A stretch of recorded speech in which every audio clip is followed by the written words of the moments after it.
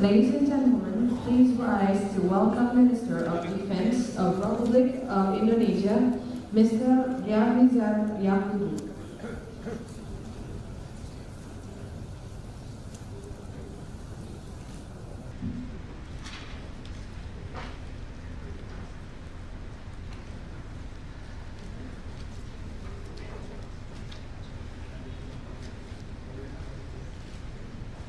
Now, the master of ceremony will be Mr. George Iwan Manatita from Komite Bilateral Kali Indonesia. Thank you, ladies and gentlemen. We will now proceed with the opening of this event today with the singing of the national anthem of the two countries, beginning with the national anthem of Croatia. Ladies and gentlemen, to honor the national anthem, may I request you to stand up.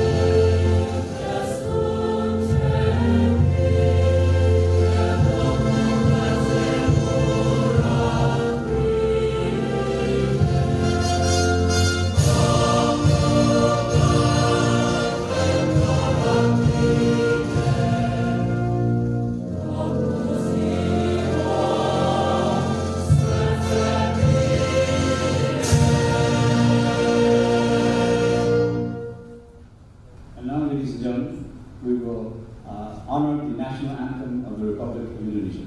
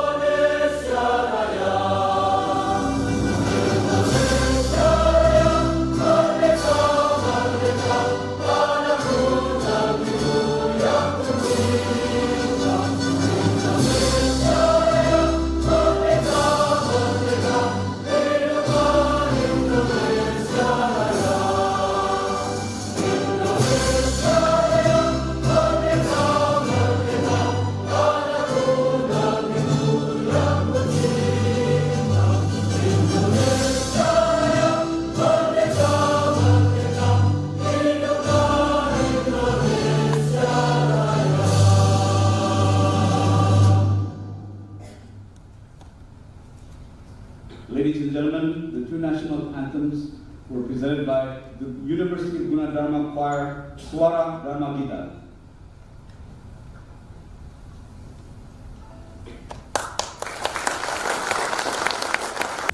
This international conference on digital evidence is hosted by the Embassy of the Republic of Croatia in collaboration with INSICTU and IAP, was supported by Indonesian organizations such as University Gunadarma, Aptisi, and Kadin Indonesia. And with that, representing all of the hosts and the co-hosts, representing the organizing committee for this event today, may I request the rector of the University of Gunadarma to be able to present her remarks representing the organizing committee today. His Excellency Minister of Pertahanan, I'm sorry, I'm lost the words. His Excellency Ambassador of Croatia, and also, of course, with all Honorable Director General, Deputy Minister from several departments, and distinguished guests, ladies and gentlemen. Very good morning. Assalamualaikum warahmatullahi wabarakatuh. And salam bela negara.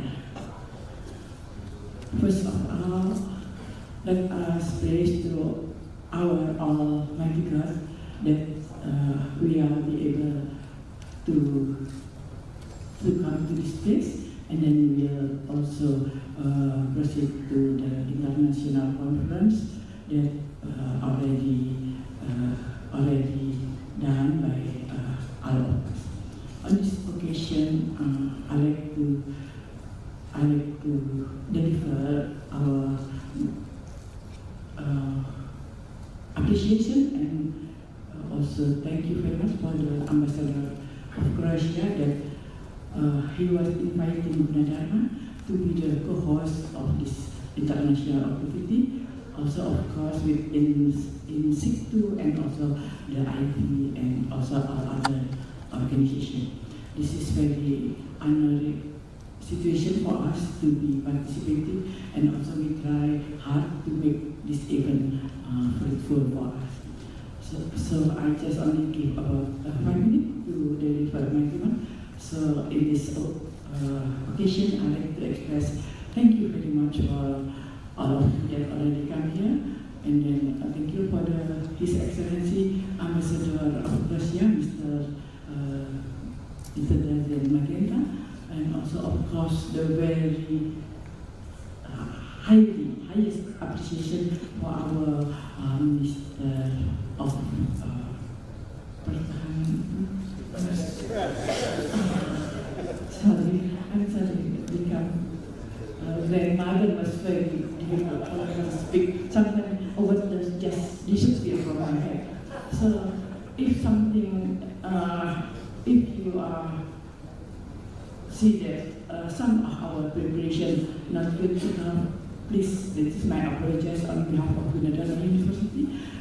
But if you see something that can be updating or maybe become better, please don't hesitate to contact us to make it happen. Thank you very much. Wassalamualaikum warahmatullahi wabarakatuh. And hopefully we have a very fruitful activity this morning. Thank you very much.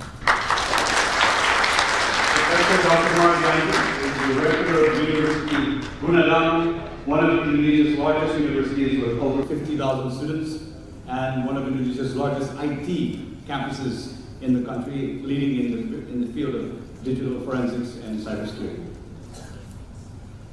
And now with that, may I request His Excellency the Ambassador of Croatia, Mr. Dražen Margeta, to present his remarks.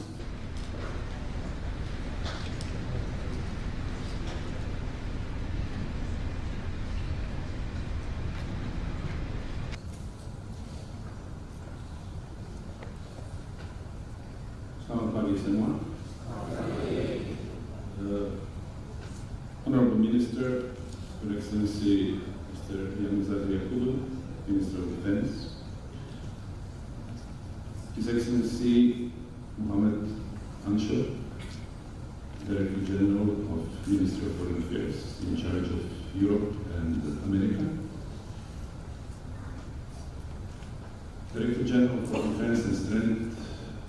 Ministry of Defense, Mr. Bambang Pratama, Director General for Defense Potentials,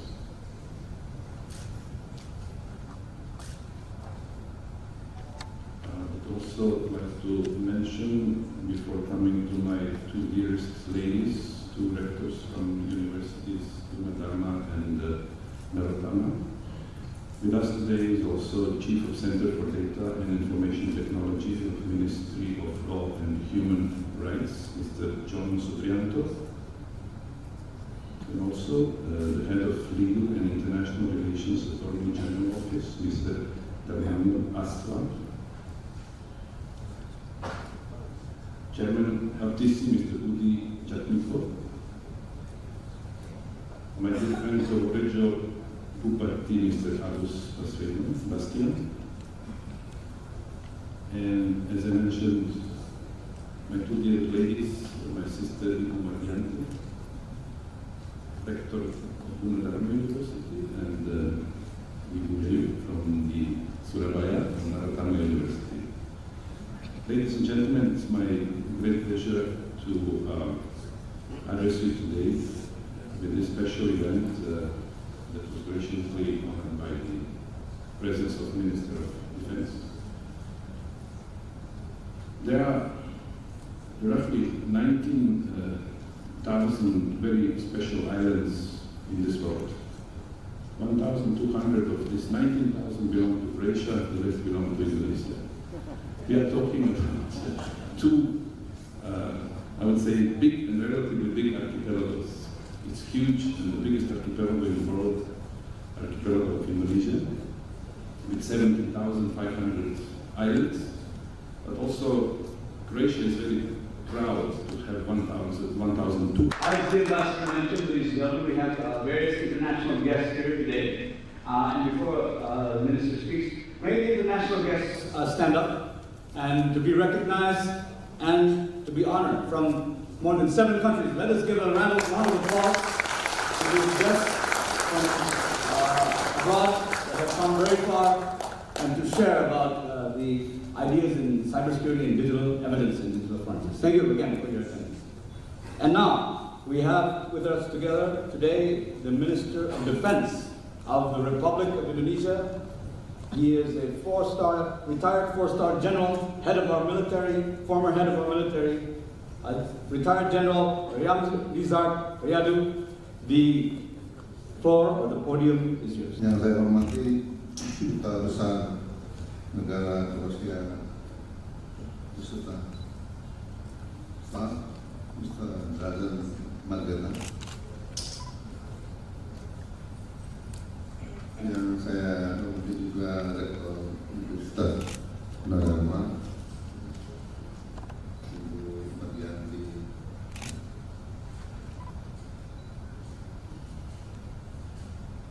para pembicara, moderator, dan insan pers, para akademisi, praktisi, pakar IT, dan para peserta seminar sekalian yang sama-sama saya hormati.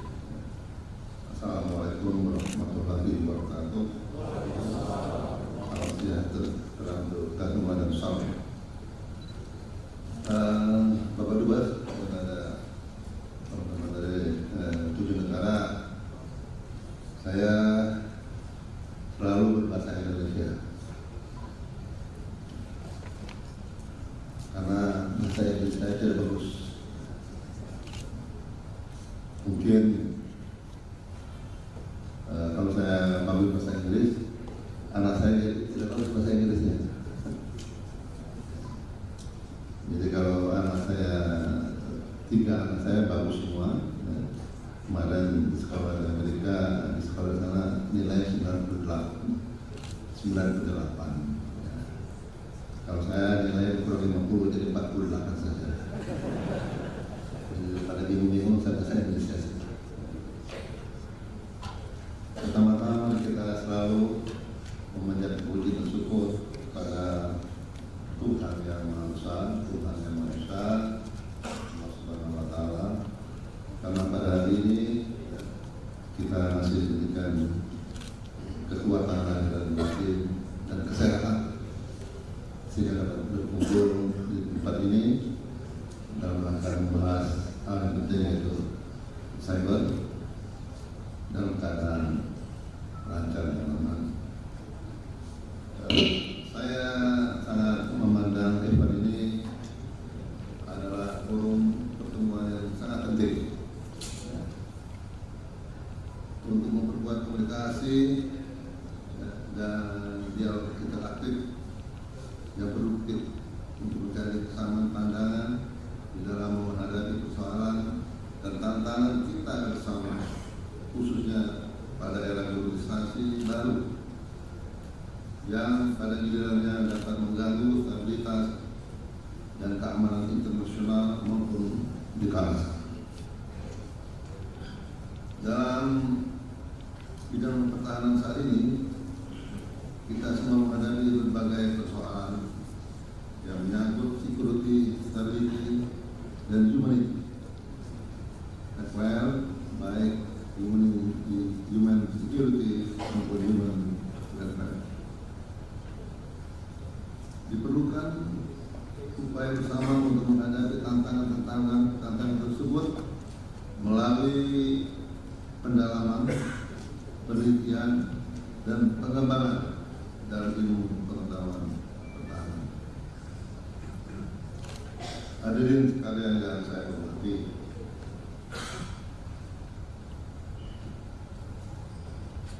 dinamika perkembangan lingkungan strategis baik global, regional maupun nasional di masa ini telah mengisyaratkan terjadinya evolusi tantangan menjadi potensi ancaman strategis terhadap kedaulatan negara dan keselamatan bangsa, serta akan semakin berkembang menjadi yang bersifat multidimensional, fisik dan non-fisik, serta berasal dari luar dan dalam negeri.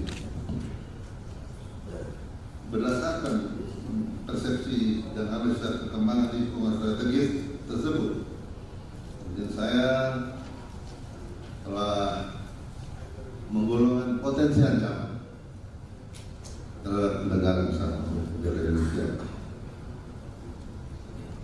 Pada waktu saya pertama kali menjadi Menteri Pertahanan, saya berpikir dan berngomong, karena biasanya Menteri Pertahanan itu di dalam pikiran hanya satu, yaitu menghadapi perang dan menyiapkan senjata perang,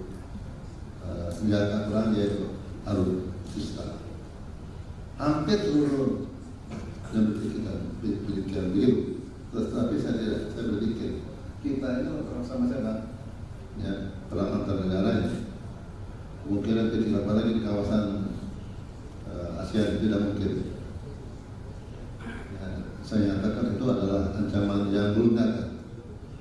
Ancaman nyata ini menjadi nyata kalau integritas bangsa, kedaulatan negara, dan keselamatan bangsa terganggu, baru kita melaksanakan perang. Itu pun perang total, ya, total warfare, perang semesta, di mana seluruh rakyat ikut berperang dan tentara sebagai inti. Ancaman nyata adalah, ya, yang pertama adalah teroris. Ternyata yang saya sampaikan 3 tahun lebih dulu benar, dan semuanya mengambil apa yang saya sampaikan ini menjadi referensi. Ya. Teroris, ya, radikalisme, separatisme, dan pemberontakan bersenjata, bencana alam dan lingkungan, pelanggaran wilayah perbatasan, ya, perombakan, dan pencurian sumber daya alam, wabah penyakit, perang cyber, ya, dan intelijen, serta peredaran dan penyalahgunaan narkoba. Ini saya sampaikan 3 tahun lebih lalu. Nah, ini sudah menjadi referensi di kawasan, terutama, ya, apalagi di Asia. Yang tadinya kita perang, niat perang. Kalau kita di benak kita perang, ya apakah perang terus nanti? Sedangkan kita ini adalah bangsa yang damai. Jadi Indonesia adalah bangsa yang tidak suka perang perang itu kalau terpaksa.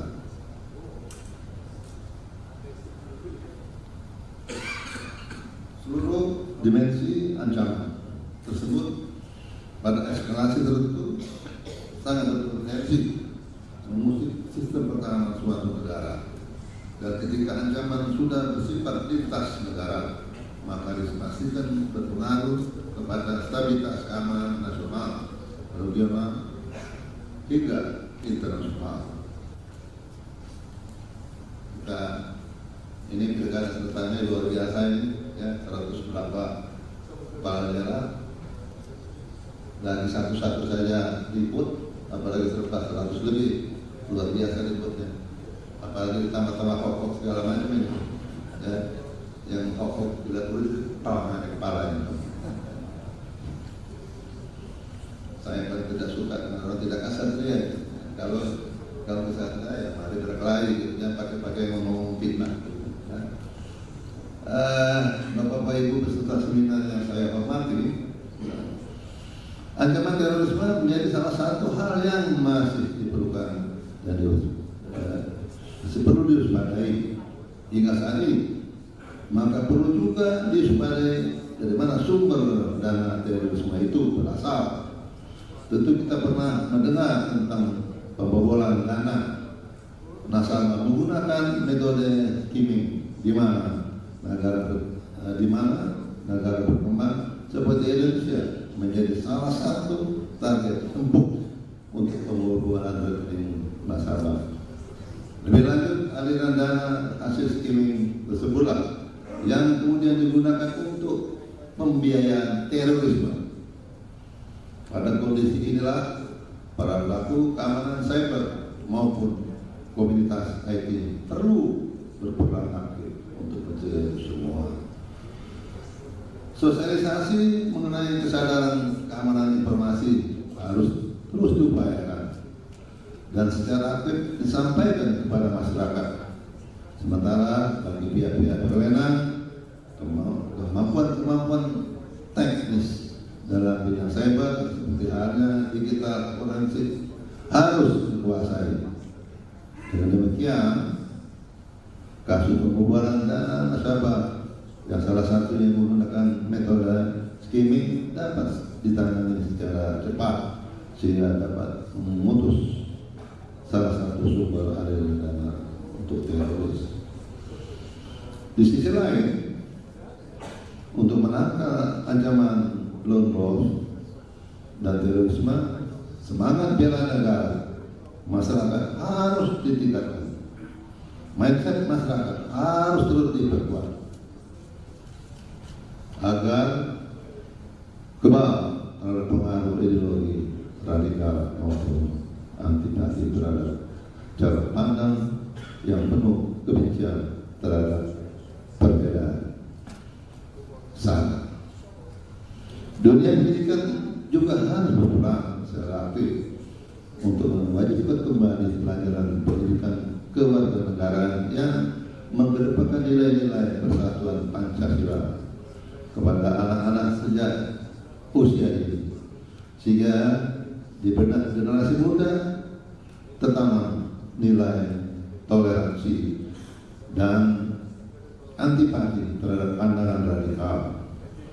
Pihak swasta juga harus aktif mendukung pemerintah melakukan deradikalisasi melalui penggunaan CSR yang mensponsori program tertentu yang bertujuan menggalang persatuan, membuat iklan-iklan layanan masyarakat yang bersifat mendorong deradikalisasi atau memberi beasiswa dan sponsorship dalam bentuk program pendidikan yang bersifat deradikalisasi di sekolah-sekolah, pesantren, dan universitas.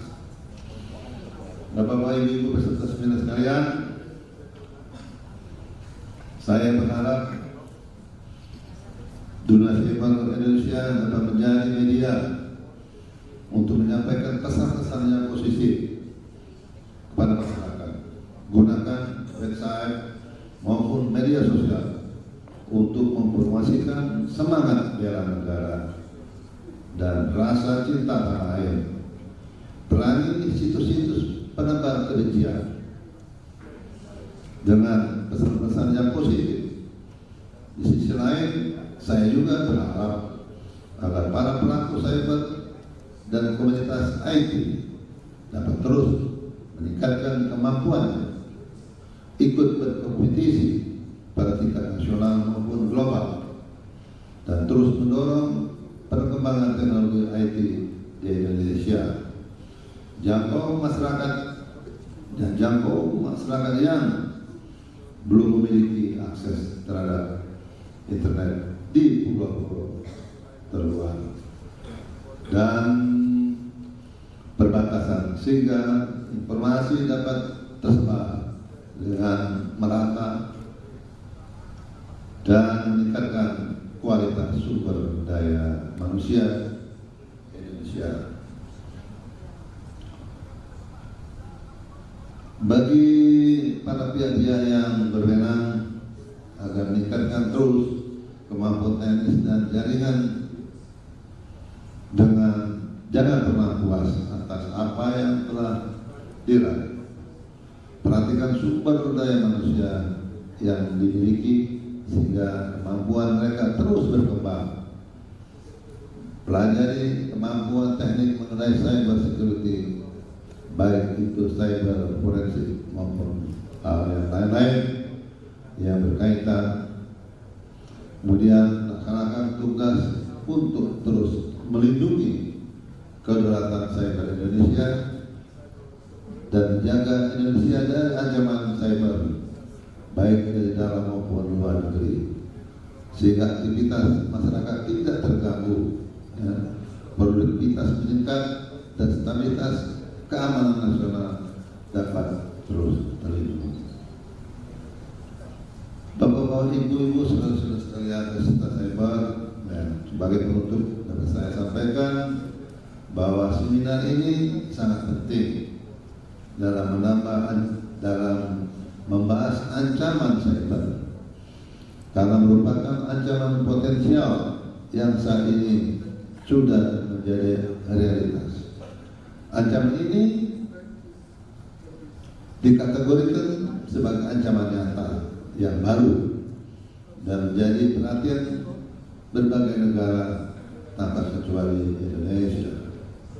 Dengan demikian, karena syarat dengan karakternya yang dapat merusak ketahanan nasional secara luas, maka ancaman cyber dapat dikategorikan sebagai ancaman pada pertahanan, sehingga keberadaan cyber combat merupakan to the right of Mr. Andy, and the head of IAP, Ms. Esther George. Ms. Esther George. And to accompany the minister from Indonesia, may I welcome the rector of University Gunadarma, Professor Dr. Margianti, the rector of Narottama University, Ibu Yayuk, Dr. Yoyo, representing the Indonesian Chamber of Commerce and Industry, the chairman of the honorary board of the Indonesian Chamber of Commerce and Industry, Mr. Suryo B. Sulisto, representing the Ministry of Foreign Affairs, the Director General of the Americas and Europe, representing regional governments, the Mayor of Purworejo, Mr. Agus Bastian,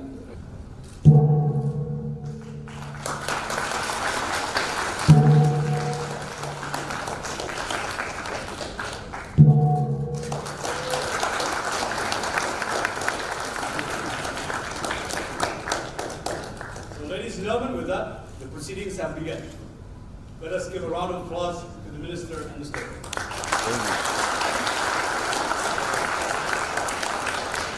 Ladies and gentlemen, and now we will begin with the proceedings of the exchange of gifts. First and foremost, from the Ambassador of the Republic of Croatia, His Excellency, Mr. Dražen Margeta. to our Minister of Defense of the Republic of Indonesia. His Excellency, the floor is yours.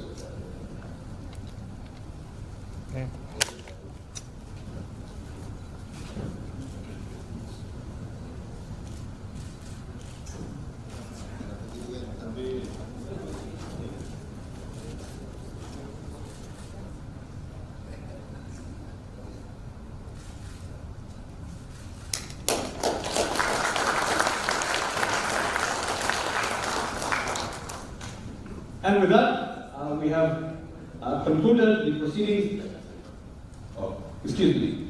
And now we have another gift from the Managing Director of INSIC2, Croatia's leading digital forensics company, Mr. Goran Opranicha, to the Minister of Defense, represented by the holding company, Mr. Ante Mandik of IN2.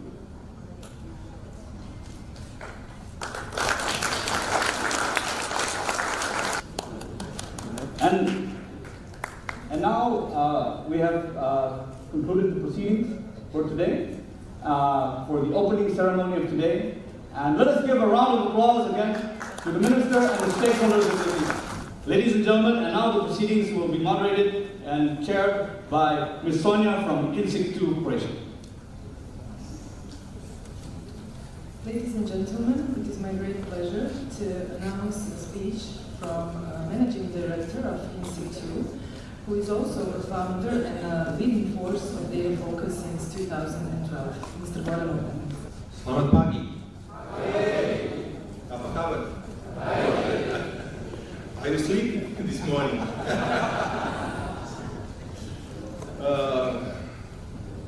So I would once again like to welcome you on International Conference on Digital Evidence and Digital Forensics Data Focus 2018, organized and by INSIC2 and the International Association of Prosecutors. Later on, Mrs. Esther George will tell you a couple of words about AIP. In the meantime, I would like to give my great appreciation and my great thankfulness to the Croatian Embassy, represented by His Excellency Mr. Dražen Madica, and also great appreciation to his assistant in Selva. Thank you very much, both of you. Without you, today, as Mr. Defense Minister said, everything is digital. Everything is somewhere in the cloud. Everything is on the internet. If you want to be a criminal, you don't have to have any special skills. You don't have to be smart. You don't have to be rich. The only thing that you have to have is some small device, a few €100, and you have to be online. If you want to buy drugs, you go online. If you want to sell drugs, you go online. If you want to buy a gun, again you will go online. And everything is there. Everything is there today online. And fighting those new trends and fighting those online crime is really a challenge, a big challenge for us technicians. We really struggle to follow what's going on in the technology world. Technology is changing on a daily basis. You see on a daily basis new model of the mobile phones, new operating systems, new services provided by the internet, new services provided by the cloud. And keeping up with all those trends, it's very hard. For the lawyers, it's even harder, because digital is abstract. You cannot feel it, you cannot touch it, and somehow you have to prosecute it. You have hopefully to convict criminals.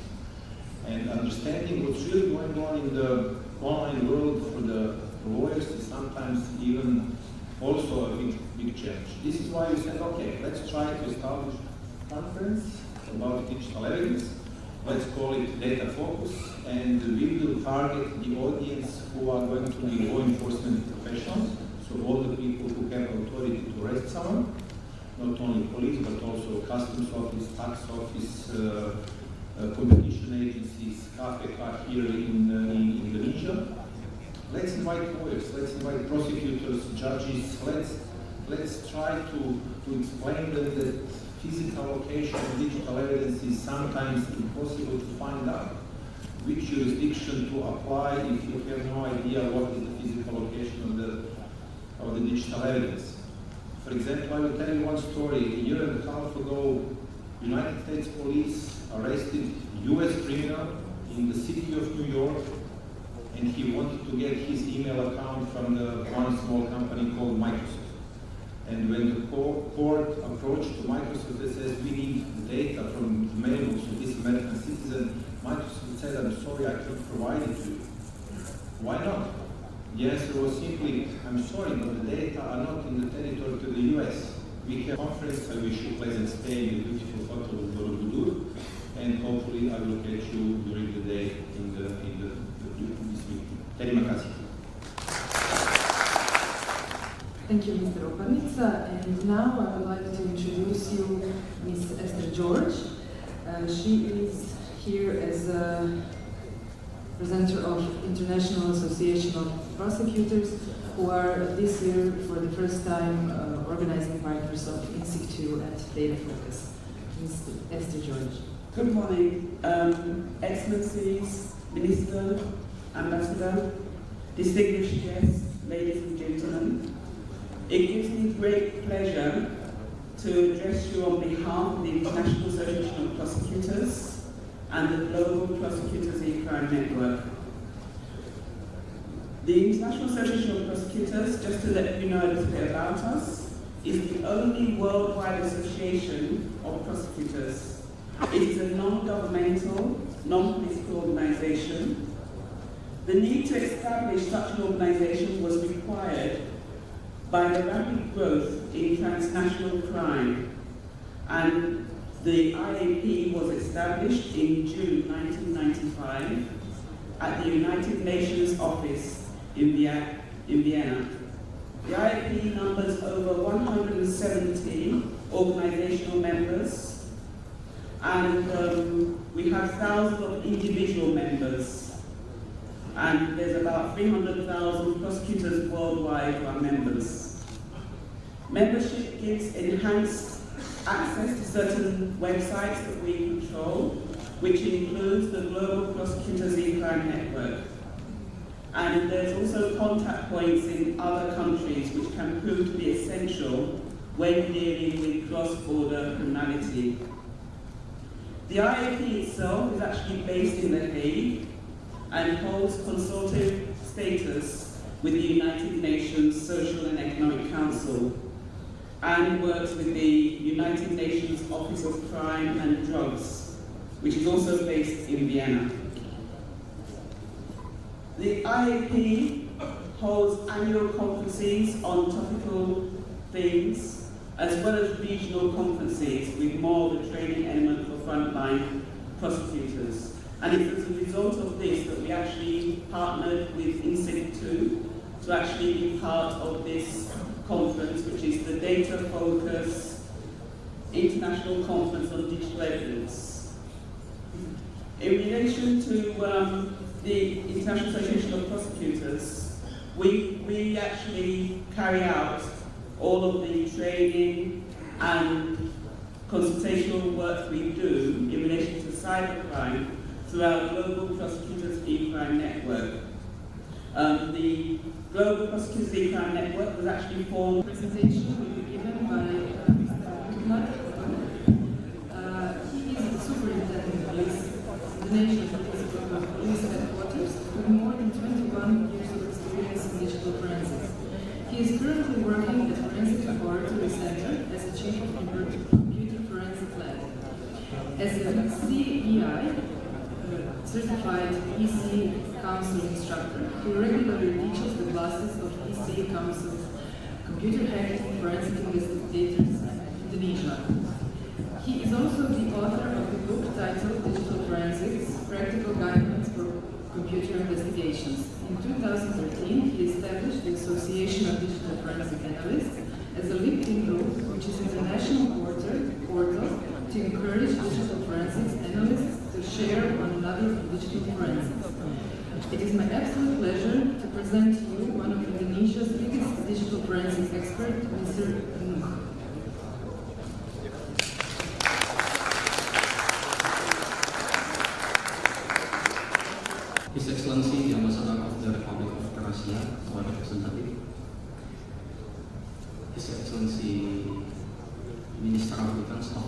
of Indonesia, or representative.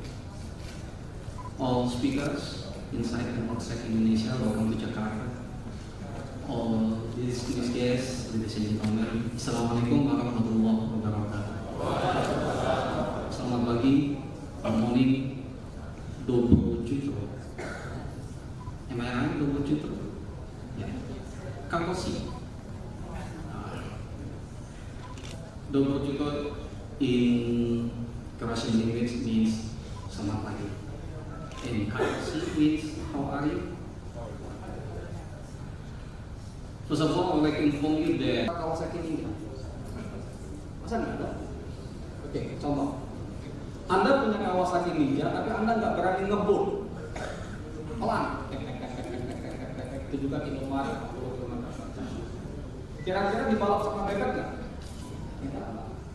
Sebagus apapun HP software yang Anda miliki, dan Anda tidak qualified, Anda akan sia-sia.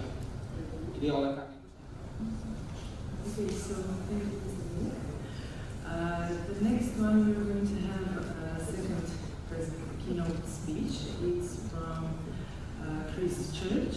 He is a cyber specialist working for Interpol in Singapore. He is going to explain to us the newest trends in cybercrime. So please welcome Mr. Christopher Church. Hello, good morning everyone. So, how many of you have a mobile phone? All of you. How many of you have an iPhone? iPhone? Oh, the rich people have the iPhones. Who has the Androids? Oh, you're going to get hacked one day. Trust me, it's Android, it's leaky. Anyway, so I actually have the lucky. Thank you for your interactivity, and I hope you have a good conference. And I thank INSIG2 for inviting me, and I thank Indonesia for their hospitality. Thank you very much. Thank you, Mr. Christopher Church. Now, honorable guests, the parallel session will begin. For those who will attend legal section, please move to Banda A Hall. For investigation section, please stay here in Flores B Hall. And lastly, technical section is conducted in Banda B Hall. Saya ulangi, untuk yang akan menghadiri legal section, silahkan pindah ke ruangan Banda A Hall, Banda A Hall. Untuk yang investigation section, Anda bisa tetap duduk di sini. Untuk technical section akan diadakan di Banda B Hall. Terima kasih. So, we came to the closing of the Data Focus Conference 2018. I would like to thank you in the name of INSIG2 and the whole organizing team. I would like to thank you for staying until the very last end. I hope it was a valuable and pleasurable experience for you. I know it was for us, an extremely different experience since this is our first time in Indonesia, hoping not for the last time. I would like to thank once again our organizing partners, International Association of Prosecutors, for joining us this year and adding additional value. Esther, thank you very much for all your help. Also, I would like to thank the University of Guandarma, Rector Professor Made. Your choir, you definitely leveled up pauses when you are inviting people to join back in lectures. We used to do it just by bell, but now I guess for every conference we will have to hire a choir too. So thank you for that lesson, we learned something too. Of course, to all your students. Dear Ambassador, Mr. Margetam and Selman, thank you so much for your help, especially for answering all my late emails. I hope it wasn't too much. So thank you once again, and thank you for welcoming us here. We felt like home. So thank you. And for the end, I would like to thank our exhibitors who are following us from Croatia, other countries, and first time here in Indonesia. We hope you will follow us again here, because we are hoping to come back and have another data focused in Indonesia. And for the end, I would like to thank all of you participants. We do hope it was a nice experience for you, that you learned something, and that you are going to leave this hotel with nice memories, and I hope to come back. So, terima kasih, sampai jumpa. Thank you and goodbye. I think we will pass to the product demo now, as you have never tried it. So, and then we will get back to the presentation. So, the Belgrade Software Evidence Center provides 5 points of view of the same case. This is a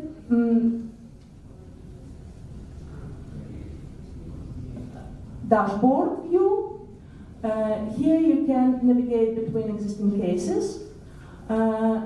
It shows the main details on every case, such as case name, some properties, what data sources was used during the analysis, some main results, application types, and artifact types. You can also see the context here, and all data here is clickable. Sorry. And once you click on some point at the dashboard window, you are directed to the overview window, which shows you all the data found for the case. The data in overview window are divided by artifact type, so you can find here all calls, all contact details, all pictures found, and all data sources. If you would like to get more detailed info in every evidence type, you should proceed to Case Explorer window, where the data are divided by, first of all, by the data source, and you can add different data sources to the same case. For example, here there was a lot of Android backups as data source added, and every data source shows the evidence classified by the evidence type, and then by the specific application.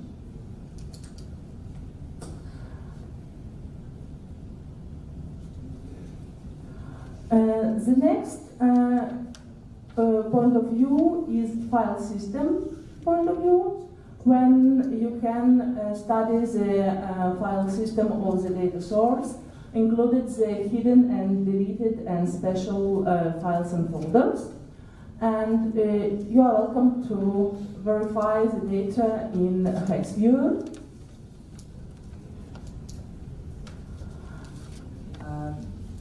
About education in digital forensics, I just like to point out that my experience in organizing education for digital forensics, I led a project for 5 years that included education for over 1,500 law enforcement officials. And I have been organizing Data Focus conference since 2014. Let me tell you just a bit about INSIG2. Our location is Croatia, capital city Zagreb. Just to show you a few pictures, maybe for your next holiday or something, if not business. And I don't know if any of you are fans of a TV show called Game of Thrones. It is filmed in Croatia, one of the most popular scenes. About INSIG2, INSIG2 was founded in 2004. Currently we have over 38 highly educated employees, and we are a market leader in Balkan region. We have our own education and training center. We do business at 4 continents and over 40 countries in total. Recently, at the end of last year, we opened office in Jakarta. This is one of the reasons why we have a Data Focus conference here for the first time. We are hoping it will continue on, not just this year. So what do we do? I will just shorten this part. Basically, we are a one-stop shop for everything related to digital forensics. We started with integrated physical security, then moved on to digital forensics, and from recently cybersecurity. So from digital forensics, we offer a wide range of services, starting with consulting services, both for private and public sector. We do investigations also for public and private sector. We equipped laboratories, digital forensic laboratories, including equipment, and not only that we can provide equipment, we can also provide maintenance for that equipment, and of course instructions how to use it, education on it, the whole documentation. And of course education and training, which is basically for us the main business in digital forensics. Like I mentioned, we started with cybersecurity just recently. We do not just provide end-user solutions, we also provide professional services in view of providing support and maintenance.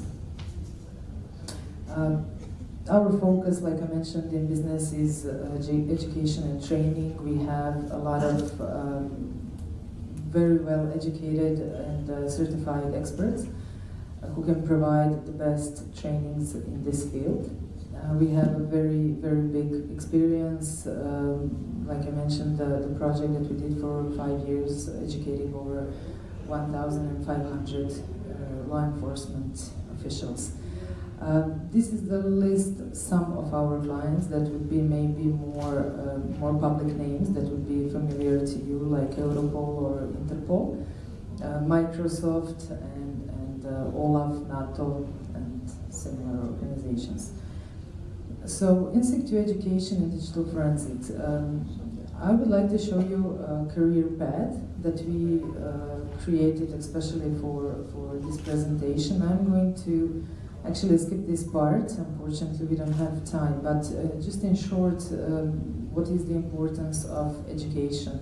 Since the crime is changing, so the place of crime is changing. It's not anymore that you have to be physically present to do some crime. It can be to some other countries between each other, and you don't have to be present for crime to be done. Of course, since a new form of crime has been created, therefore there is a cyber forensic and some kind of protection and investigation for that.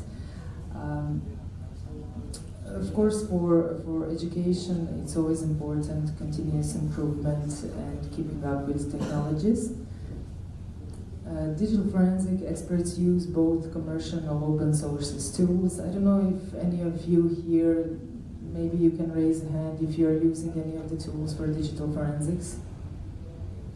Do you have any experience in digital forensics, any of you? Yes, do you use maybe some kind of open tools? No? Okay. Of course, for digital forensics, the most important thing is the professional certification. Not only to have the knowledge, but also so you can work on cases that could be eligible in court. Education paths in digital forensics that we classified by positions. We believe that there is 5 positions, so first responder, investigator, analyst, management and intelligence services, and legal services. Let me explain you for what are the competences that is needed for a first responder. First responder would be a police officer that would come to the place of crime. He would have to have a knowledge how to gather digital evidence. So for him, identifying what is a digital evidence would be very crucial. For example, would you ever, if you were at the crime... I yell for a living, so I won't use the mic. So, is anybody here from law enforcement? Is anybody a police officer? One police officer. Okay. Does anybody work in the field of digital forensics? Does anybody do digital forensics for a living? No? Do you know what digital forensics is? Let's start with that. Who knows what is digital forensics? Come on. Okay, so let's start with that before we get into this, because if you don't know what digital forensics is, this doesn't mean anything. So some will say digital forensics is a science, but it's not a science, because for something to be a science, it needs to be repeatable. So for example, when you take mathematics, 1 plus 1 is 2. It was 2 10,000 years ago, and it's going to be 2 in 10,000 years. And with digital forensics, it's constantly changing. Okay, so today you have this version of Android, you have this version of iOS, this version of Windows, Linux. Tomorrow something else will come up, and the things, how you analyze all that data and how you handle the device will change. Therefore, it cannot be a science, because it's constantly changing. We talked a lot during the whole conference about colleges and educating people in digital forensics, and that's very hard because of the same reason. You need to create classes that will be worth for at least a year. Once you get to the half of the year, the things that you learn at the start, it's already old, it's already obsolete. So there's just a few little things that stay the same. So digital forensics, I don't know how to call it, it's not a science, it's knowledge about how to deal with data. So anything that is stored in digital form. So just think a little bit about what is stored in the digital form. Everything today. So very little things are now physical, paper. And everything that is digital can be used as evidence. Law enforcement, so policing, cyber criminals, hacking, you investigating your cheating wife, or other way around, so anything can be used against you. So this is a very big story. So everything that you put out on Facebook, on Instagram, every text message that you send to your buddies, every picture that you send to somebody, it can be used against you. Okay? So be careful what you put out there about you. So again, everything that is digital can be used as evidence. And digital forensics is about how to obtain that evidence. Okay? So how do I get to that WhatsApp message that you send to your lover or friend? Or how to get to your hard drive in your computer, and how to take the data, copy the data in a right, forensically sound manner, how to analyze it, and how to produce a proper report at the end. So this is the short version of forensics. Now, in order to do that, you need, first of all, to be educated. That's why the presentation before. So you need to know how to do it actually, how to do it in a proper manner, because most of the cases that will fail on the court, that will not go through, will be basically because somebody did something wrong, skipped some steps, didn't put right notes, didn't follow the right procedures. The next thing is that you need to know how to use a tool.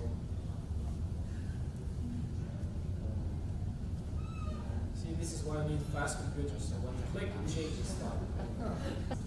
All right, so what we're going to talk a little bit about is sort of the advanced side of things. You can see the lights and see this right. You can see that, right? So a little quickly about myself. It's getting late in the day, so I won't bore you with the details. But so my company is from the U.S. I started in digital forensics in 2003.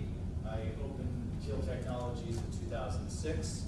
We're primarily focused on mobile device forensics.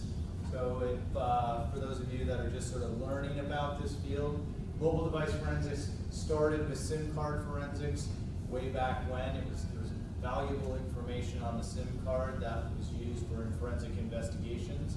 Not so much today. The mobile phone has turned, contains all the data, but back when we had things as little feature phones, little flip phones, or candy bar phones, they didn't have a lot of memory to them, so data was stored on the SIM. That, of course, has evolved. So our company has been providing tools and training in digital forensics ever since. We've expanded to training and services and have some of our own products now, digital case management and so on. Our focus is the lab-based stuff. We don't make tools ourselves. We actually are integrator or reseller of most tools. We do have some of our own software. XBIT is a case management tool. So nowadays, so many digital forensic labs have so much information in cases that we saw a need to have a tool that allowed them to organize all that information for their own purposes or for cases later on. So it's not an analytical tool, it's simply a cataloging of your case information, so when you need to reference it later on or you're building on a case, you have a nice handy place to put it all. Some of our customers in the US, many of the federal agencies throughout the US and a lot of other places in the world, a lot of state and local police, a lot of other agencies in and around the world as well. So we have offices in the US and Canada and classrooms in both areas as well as other places. All right, so we're going to go, this is going to be a bit advanced for some of you that have never done digital forensics before, but I'll try to preface it with sort of the reason that we're going to go into this topic. So for those of you that are familiar with forensics, you know that the most common way that you dump data from a phone is you use software, you connect through the communication port, and dump all the data that way. And you use the tool in a forensic manner so it collects the information without writing to the device, and then you use the software to analyze that recovered data. That's the way, in a perfect world, it would work all the time. Simply plug the phone in with a cable to software and you get all your evidence. The reality is it's just not that easy anymore. You have broken devices, you have devices that are locked with certain types of encryption. You have devices that simply aren't accessible with the forensic tools. So that's what we're going to focus on today. This is sort of where the next area of forensics, or sort of I don't want to say the next generation of forensics, but this is the area of forensics that you go to after you've exhausted all your commercial or other type of tools that you can get the data from the communication port. A lesson for those, again, that are not familiar with digital forensics, but these are basically the areas of forensic that you're getting. This is the data that you're getting off of phones using your commercial tools, right? So there's a logical, there's file system, and then there's physical. Logical is pretty easy with a lot of tools. File system a little bit harder. You don't get a lot of data with logical, but you certainly get plenty. A file system, you get some different information there. You get your files, obviously, and then hidden files. When you get to the physical, that's really where you're starting to get all that deleted data, and that's oftentimes where you want to find the most relevant or important evidence. So these areas are covered with your commercial tools in many respects. Again, not every phone out there can get all this data, but what we do with some of these more advanced techniques is really get down. We're going for the physical here. We're going to get all that data that we can get from the device. Also, we obviously have a problem with locked devices. So you can't, in many instances, with your commercial tools, with your day-to-day tools, if you will, get past the lock codes on phones. So this is also some of these other techniques are used to get and bypass lock codes. We're doing this advanced stuff with, starting with your forensic tools, then we're using what are called flasher boxes, we're loading what's called bootloaders, then we're using techniques such as JTAG, ISP, and chip-off.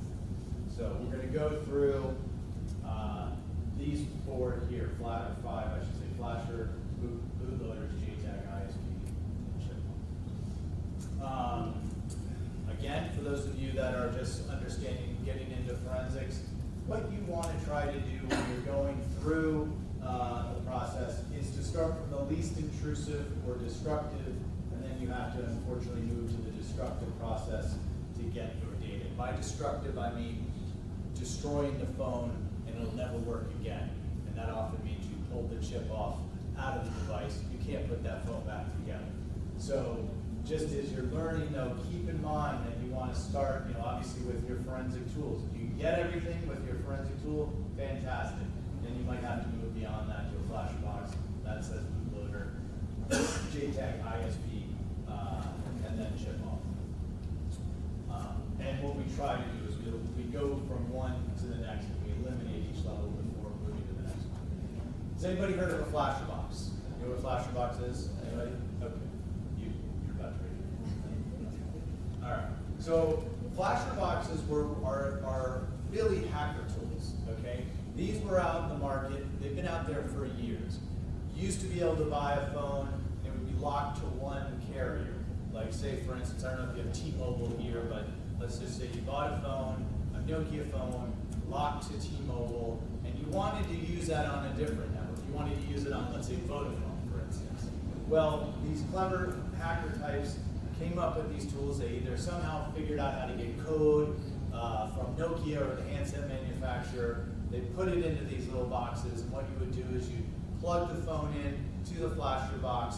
You get a menu of options, which would be to flash the phone. Flashing the phone means returning it back to the manufacturer state. So you turn your phone on, it used to say T-Mobile when you turn it on, you flash the phone and all of a sudden it just says Nokia 6300. And then it's open-ended. So that whole little industry started for that purpose. Again, this is all before smartphones. This is before we got to smartphones. Some of you who are here look so young, you probably don't even know, probably never had a phone before a smartphone, right? Right? Ones that, okay, I know. So flasher boxes. Now, the funny thing is for forensics, at that time, when we were just starting out mobile device forensics, nobody was getting the full memory from a phone. We were just getting basically what's called the logical. We were getting the call logs, maybe we would get some text messages, no deleted text message or anything like that. Well, these flasher boxes. Because I want you to be able to enjoy a lecture from Zahid Jahan. Zahid is a lawyer, a prosecutor. He also prosecutes, does a lot of things. He's from Pakistan. He's also a qualified barrister in the United Kingdom. He's a Council of Europe expert on cybercrime. He's been around the world training up judges, lawyers, police officers on how to deal with cybercrime. He has also been involved with a lot of legislation and helping countries to formulate legislation on how to prosecute cybercrime. He was very instrumental in the Commonwealth model law, in actually putting it together. He works for private organizations and has been a prosecutor on a number of prominent cases. I could go on forever about Zahid, but I won't. So I'll give the floor to Zahid now, so that he can actually give you a brief introduction to cybercrime. Zahid. Good afternoon, everybody. Thank you so much for coming to this legal section. Let me ask how many lawyers there are in the room. Raise your hands if you're a lawyer.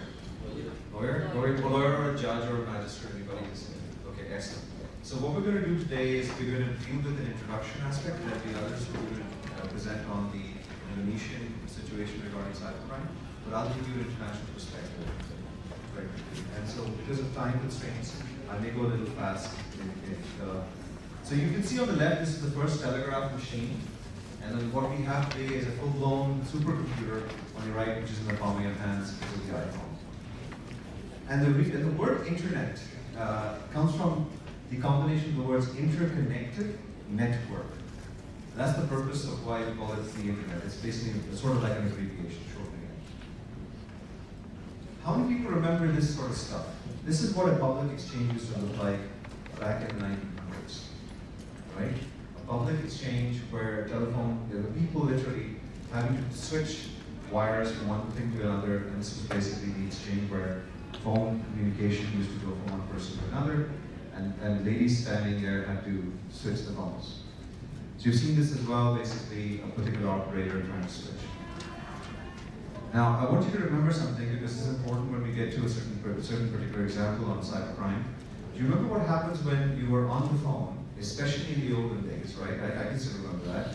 And when someone's trying to call you, what happens? If you're on the phone with somebody else, if someone tries to call, you get what kind of a tone? And you get through? A busy tone, right? You get an engaged tone. And remember that because basically before we had call waiting, right, or conferencing, we would have one phone, one person on either side. You couldn't actually join 2 or 3 people. And this is important because I'll show you a more relevant example in cybercrime instead. That's an example of the first undersea cable that was laid down over the transatlantic cable. And basically, in 1858, that far back, connectivity on telegraph and telephone lines started taking place between countries. And this is how they used to do it. They used to lay cable, literally just lay cable, deep sea cable down across the Atlantic. Right? So this is pretty old. Here's the thing to keep in mind. The telephone system, now I'm doing this because I need you to understand the difference between what a telephone system is, which is what we're more familiar with, and what the internet is, especially for folks who do law, and judges, and I'm a lawyer. I have to learn a lot of this stuff initially. So the way it works is that there's an exchange right in the middle. There's an exchange of telephone. The lady, the one who was pulling things out, right? So she sits right there in the middle, and she's connecting people in her area around there. So that's how a telephone system works. It's a hub. That's why it's called an exchange. It exchanges people's numbers, and it connects, it switches phones. And let's go a little bigger. You will see that hub of hub has a center also. Now let me ask you a question. Does anybody here remember or know, because it's fine, why the internet was created? Because there's a lot of theory about it, there's a lot of, so the internet was created for this purpose. And if anybody's heard that story, any ideas, any thoughts? What is the purpose of the internet? Why was it, who created it? Was it the US? Yes. The military? Was that? Yes. Sorry, you said so? DARPA, right. So why did DARPA create the internet? Why was it a military solution? I'll explain to you why. Imagine that instead of this, what this telephone line in the telephone exchange system looks like is the communication network for the nuclear strategic command of the US. Imagine that for a second. And that's true, that's how it used to be. The way that the US used to coordinate its strategic command for nuclear arms from one location to another, whether it's basically missiles going off from one area or another area, basically used to be controlled by a telephone network. Now, if I'm basically worried about protecting my telephone, you're thinking that from the top of the point over there on the corner, people are communicating directly, right? So basically, the computer and the server are directly communicating as a straight line. That's not how it works. Instead, the data will move through whichever server is the fastest to try and get to the endpoint. I've been told that we're running out of time quickly because I only have about 20-25 minutes, so I'm going to run through really quickly. The problem that we have is that at this point in time, although this is a great technology, the cybercrime cost to the world is pretty high. We have about $6 trillion worth of crime taking place and losses to the world generally, globally, by 2021. 7 billion people, about 850 million web servers online, about 4 billion zettabytes of data. And that makes it very difficult for forensic people, for lawyers, prosecutors, etc., to figure out how do I get this data? This is so much out there. It's an issue. This is an example of an attack typology of an example. You can see here that the targets is in the US, but the attacks are taking place from different locations. And I'll show you examples of how this is done. And there's so many different servers that are being used to attack these targets. Imagine the role of a judge or prosecutor or even an investigator trying to figure out, well, for this one person who's controlling this entire thing, how do I get the information and data from the different countries, right? So the attack is not just coming from Africa, it's not just coming from Asia, it's coming from different locations where he's controlling computers. and the attack is taking place and the target is in the US. Now that means that the law enforcement official is going to have to figure out, how do I go to these different countries to get this data so I can prove my case? And that's your biggest problem. Your biggest problem in cybercrime will be the fact that you are unable to work cross-border. So the way it used to be was that crime used to be local. Every offense, if you investigated it, it was a local offense. Even the evidence used to be, and the crime scene used to be local. So if there's been a murder, the crime scene is going to be where the murdered body or the body is lying. That's what it used to be. But now things have changed. So let me ask a question. How many of you have mobile phones in your hands? I know one star. Raise your hands if you have a mobile phone. Cell phone, Apple, iPhone, Android, everybody pretty much has it. Where's your data? Is it on your phone? It's on the cloud. It's not on your phone. And this cloud, where is it? Is it in Indonesia? Outside. It's outside. And so the biggest challenge you're going to have is, well, where is my crime scene? If I get somebody who's a murderer, and basically I want to figure out, where he was, I'm not necessarily just going to get it from the phone. A lot of that data in my investigation is going to be based outside the country. So how do I crack that? Everything that's inside Indonesia, that's easy for me to get. How do I get this information from outside? You need cooperation from other governments. You need cooperation from other law enforcement authorities, either from the UK, from the US, or other places, Japan. So how do you do that? So the only way to do that is through international cooperation. Now you can base it on a treaty, you can base it on your local laws, and if you were to legislate that I want to cooperate with countries outside, would that work? Because I know most of you are lawyers. So if Indonesia had legislation saying that foreign people, foreign countries have to cooperate with Indonesia, do you think that will work? Will they cooperate with you if you pass the legislation? And please feel free to ask questions and interact. This is not just about me giving you a lecture. What would happen? If today Indonesia passed a law and said, the US government has to cooperate if you send them a request, or Facebook has to cooperate if you send them a request, what do you think would happen? Would you be able to force them to cooperate? What would happen if there was a court order from an Indonesian court to a provider like Facebook or Google? Well, Google's here, so that's a different story. But if it was to a provider that wasn't in Indonesia, what would happen? It can accommodate up to maybe one person trying to connect with it, two people trying to connect with it, three people trying to connect with it. Do you remember how it used to be? As I said, you used to get a busy line when you used to call a telephone. How many people can connect to the server of this hotel? Hundreds, 200s, 300, 1,000, maybe 1 million? At that stage, you're getting into trouble. And what ends up happening is you get a busy line. And that's what we call a DDoS attack. Let me show you what it looks like. A DDoS attack, the attacker is using hundreds and hundreds of computers to basically attack one server. And what he's doing is, he's not actually getting into that server, he's just trying to basically ping it so he blocks the highway, so that nobody else can get it, so everybody gets an engaged tone. So I'm trying to get through, but I can't get to the server because the road is blocked, because the communication system is blocked.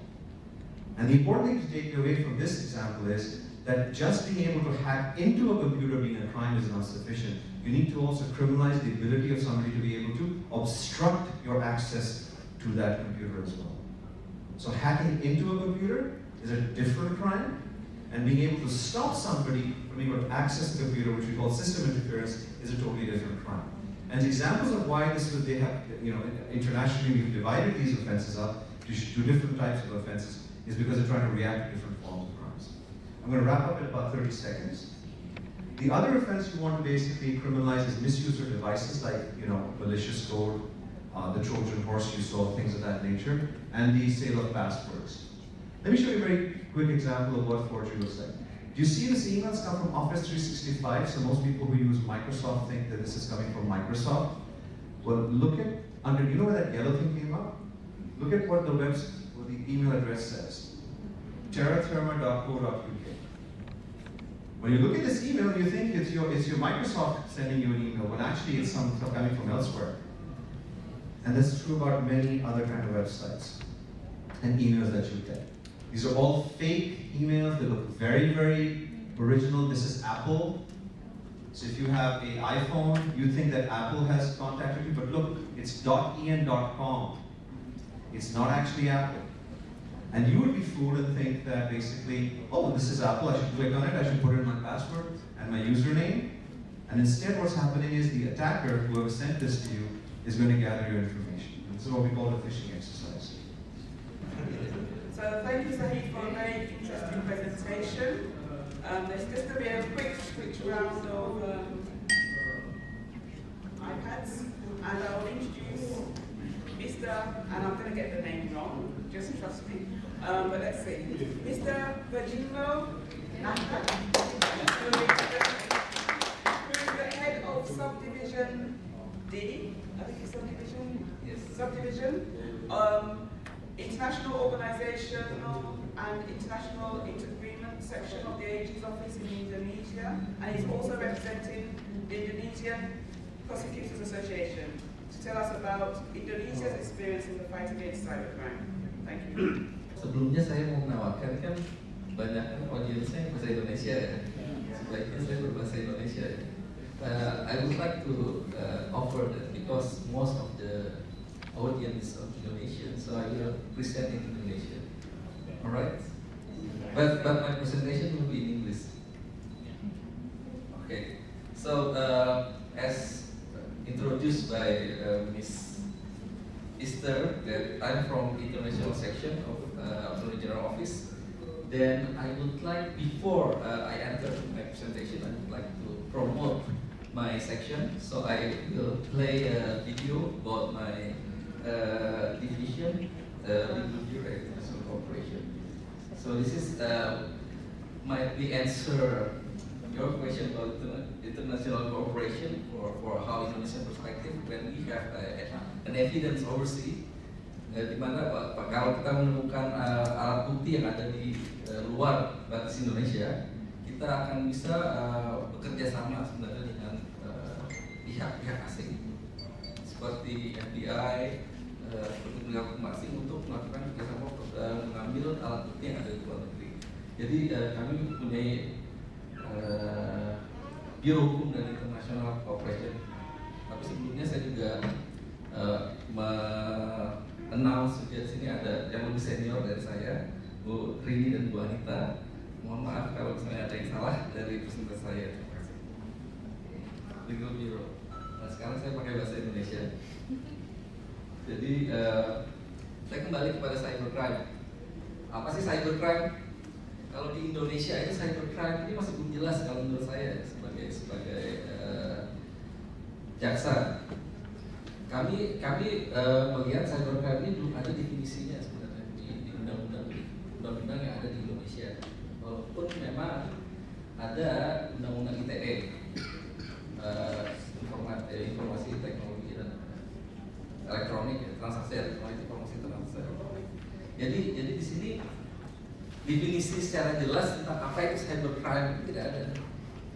Saya cari juga di dunia maya cybercrime apa sih kejahatan cyber, definisinya ya sama teroris ada, tidak ada juga definisi sama kayak teroris itu kejahatan terorisme itu tidak ada definisi teroris itu seperti apa. Ini hampir sama dengan cybercrime juga seperti itu, tidak kan dari luar Indonesia.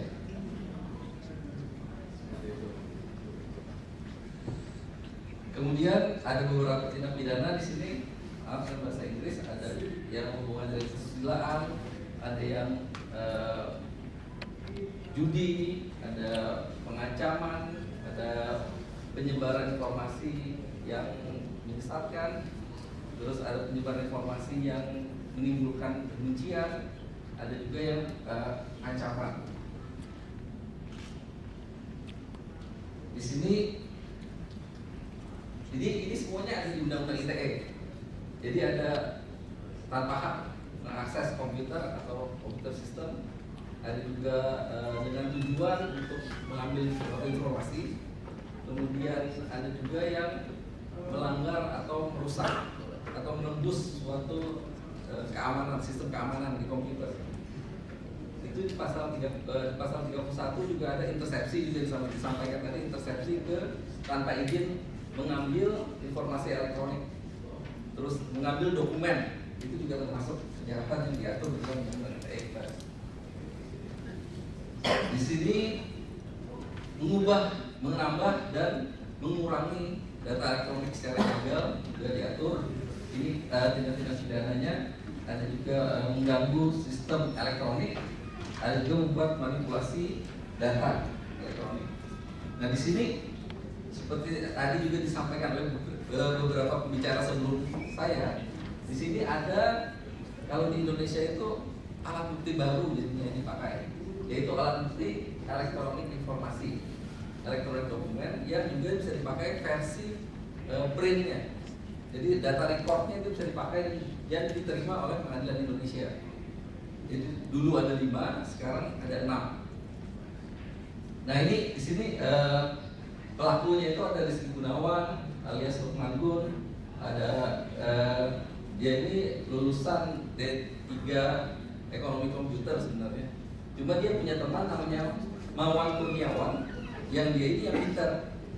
Dia ini ahli ilmu informatika komputer.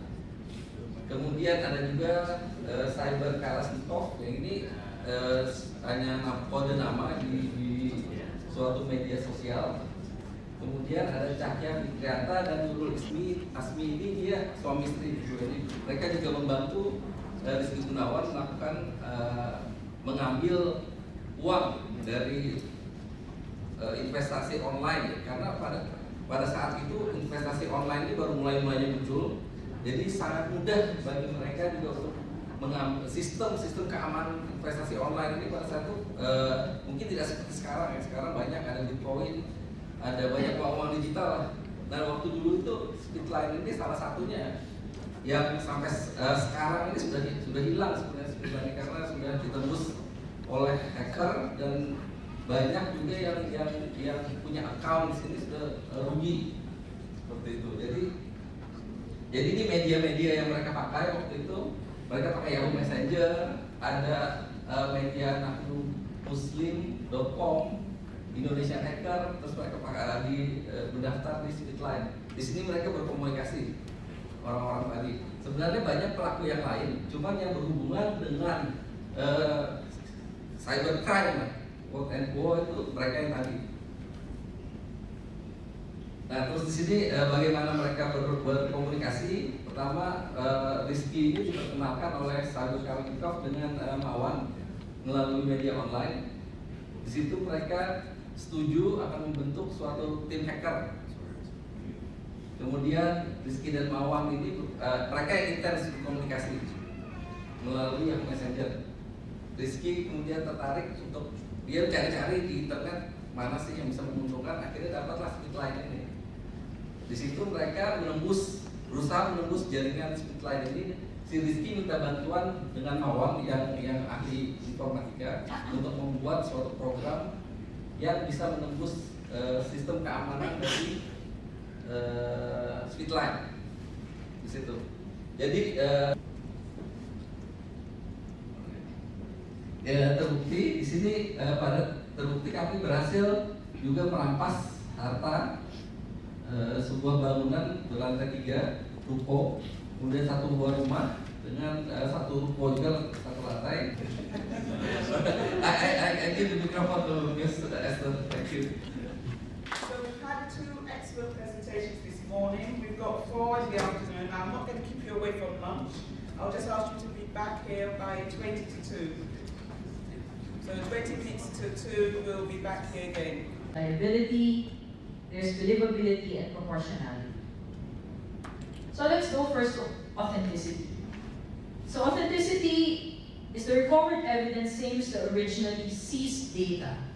So meaning, is the evidence being brought before the court the real one? Meaning, if I introduce a picture in court, if I introduce, let's say, a text message, prosecutors and judges would at least exchange ideas on what the concerns are in court and how to handle evidence. So that's my presentation. Thank you. Any questions? So thank you everybody for coming back from lunch. It's amazing that everybody's here in strength. Usually after lunch everybody wants to get some rest or people fall off, and we're going to try to make it a little more interesting for you. So the presentation right now is going to be based on two aspects. One is dark web, to show you as legislators, it's not a technical presentation, but it's to give an idea to you as judges, magistrates, prosecutors, and maybe some investigators about the challenges that exist regarding dark web and what is it. The second thing I'm going to discuss, and I'm going to ask this question right now, is, has anybody heard of Bitcoin? Yeah. Has anybody used Bitcoin? No. Right, no, it's a fact. And so and how does it work, and what is, so we're going to try to explain that to you. And so just so you know, this is like to keep you in the room, is that there will be an exercise at the end of this where we will make you do Bitcoin without using technology. Yeah. So for that, we need everybody to have at least some pen or paper with you. Not right now, we're going to do that. And we will see whether you guys can figure this one out. You can use and cheat using your mobile phone as calculators. That's the little tip I'll give you. Okay, so we'll start with the dark web. And how many people have heard what the dark web is? Have you ever heard of the dark web being this awful place? So does anybody have an idea of who can explain what the dark web is? I've got a mic here if you want. Anybody wants to explain it? Dark web. What is it? That's not right. No? No thoughts? Okay, so if you haven't heard this before, we will show you what it is, but keep in mind that the dark web is known nowadays as this place, this dark place on the internet, where a lot of criminal activity is taking place, right? But before we do that, as usual, let me show you a video. So if you're thinking about which kind of cryptocurrencies allow and which not to allow, well, I think you have your answer there. I think we're out of time now? Yeah, we are. Thank you very much.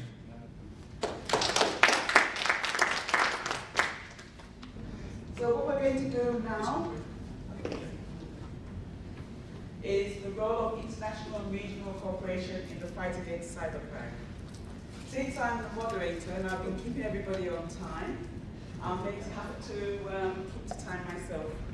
But I've got the people that I was speaking to earlier, 3 of them, all watching me. So even though Zahid went over and took over some of my time, I am going to finish on time, you'll be pleased to know. So please interrupt me as we go along. I'm a trainer and I used to train police officers, and they used to interrupt me most of the time anyway. So who am I? So my background is that I'm a cybercrime and cybersecurity specialist. I've been dealing with cybercrime since about the year 2000. I was a senior prosecutor. On the training for March 19, I think our office sent a letter to your Chief Justice requiring or asking if they want to send judges and prosecutors. So maybe if there are prosecutors here who want to attend that training, the expenses will be shouldered by the Council of Europe. So I think... So you might want to, I can give him a very good reference, so you might want to please detain him afterwards and talk to him. Are there any questions about anything that we've... Thank you very much for listening to us, and we've enjoyed sharing with you and discussing with you. Thank you.